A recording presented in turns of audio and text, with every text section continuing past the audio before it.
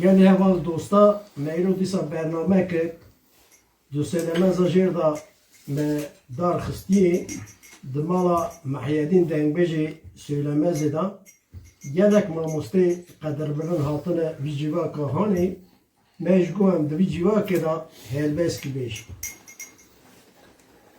Mala me li pişta me yê deşt û zozan li pêşiya me yê dar û kevir hevalê me yê dar stara me yê lê kevir jî belîfa ber serê me yê.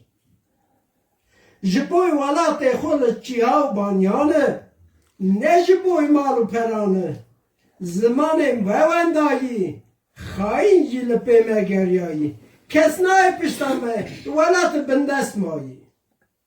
Axa me axeke reşê têda digerin qewreşê di ewtin me jî tûlê beşê ji xayînar jî bû beleşê ez ji axa xwe ra lema dirgêşim. Axa me rû bi rûyê şêr û piling sekinî ê têda digere gur û rûviyê.